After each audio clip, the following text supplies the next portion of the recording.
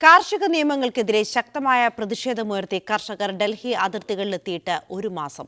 നിയമം പിൻവലിക്കാതെ ഗ്രാമങ്ങളിലേക്ക് മടങ്ങില്ലെന്ന നിലപാടിലാണ് അതിശൈത്യത്തിനിടയിലും കർഷകർ.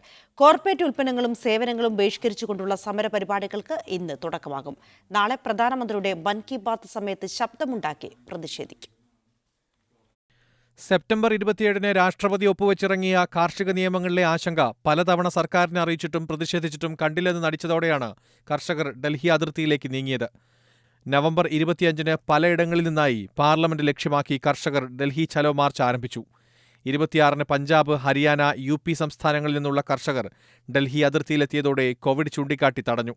കർണൽ ഡൽഹി ദേശീയപാതയിൽ കർഷകർക്ക് നേരെ ലാത്തി വീശി, ജലപീരങ്കിയും കണ്ണീർവാതകവും പ്രയോഗിച്ചു.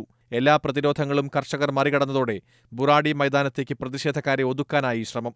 രാംലീലയോ ജന്തർമന്ത്രോ അനുവദിക്കുന്നില്ലെങ്കിൽ അതിർത്തിയിൽ തുടരുമെന്ന് കർഷകർ. നിലപാടിൽ ഉറച്ചുനിന്ന കർഷകരുടെ പോരാട്ടം സിംഗു, ശംഭു, തിക്രി, ഗാസിപ്പൂർ അതിർത്തികളിൽ ഒരു മാസം പിന്നിട്ടിരിക്കുന്നു. സമരം കോർപ്പറേറ്റ് വിരുദ്ധ നീക്കമായി മാറ്റുന്നതിനുള്ള പ്രചാരണം ഇന്ന് ആരംഭിക്കും. അദാനി, അംബാനി കമ്പനികളുടെ ഉൽപ്പന്നങ്ങളും സേവനങ്ങളും ഉപേക്ഷിക്കാനുള്ള പ്രചാരണത്തിന് 200 തുടക്കമിടും. കാർഷിക നിയമം പിൻവലിക്കില്ല എന്നും സമരക്കാർ രാഷ്ട്രീയം കളിക്കുന്നുവെന്നും പ്രധാനമന്ത്രി ആരോപിച്ചിരുന്നു.